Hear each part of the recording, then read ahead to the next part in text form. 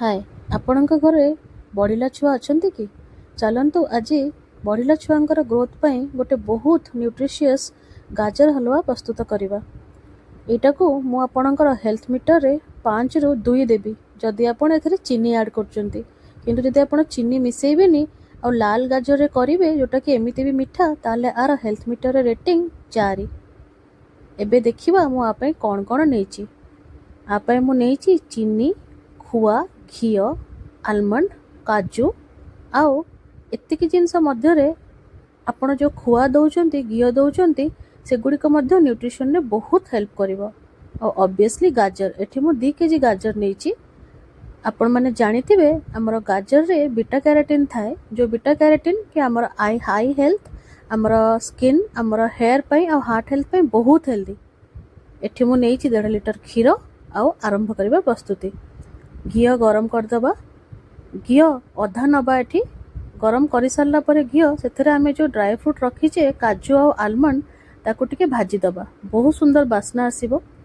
ए काजू आलमंड भाजी हैला परे ताको आमे घिओ रो काढी दबा एवं सेही घिओ रे आमे ऐड करिबा किछि कोरा गाजर। मु जेमति कहितली एठी मु 2 किलो गाजर नेची, आको भाजीबा पई मिनिमम 8 ରୁ 10 मिनिट टाइम लागिबो। ता भितरे आमे नेइतिबा खुआ को टिके गुंड करदबा, कहिना गोटा खुआ देले टिके गोटे जगह रे एकाठी रही जिवो, मिसीबनी भलरे। सो खुआ गुडी को एठी मु मार्केट रो रेडीमेड खुआ नेची, से खुआटी को मु टिके गुंड कर दोची। खुआ मु 100 ग्राम नेची। तापरे से गाजर रे फुटिथिबा क्षीर, हमरो ड्राई फ्रूट आउ खुआ टिके मिसेई दबा। मिसेई की आको आमे फुटिबा पई 1.5 घंटा पाखापाखि छाड़ीदबा। मझे मझे आप गोड़े नले या कड़े लगी जीवो। मुझे स्टील कड़े यूज करी कारण मु नॉन स्टिक बिल्कुल व्यवहार करे ना। ये स्टील कड़े टिके लगुच, किंतु आपण जदि ताको ध्यान दे मझे मझे गोड़े देवे ये बहुत सुंदर भाव में हम, कारण तले घी दिखाई और घीर क्वांटिटी मु पाखापाखि 200 ग्राम नहीं मोर 2 किलो गाजर पाइंका। और एठी मु चीनी ऐड करुच्ची जोटा कौन न्यूट्रिशनल वैल्यू नाही। मुझे 200 ରୁ 250 ग्राम पर्यंत चीनी ऐड करछि। आपण माने चाहिए 300 350 ग्राम चीनी ऐड करि परिबे।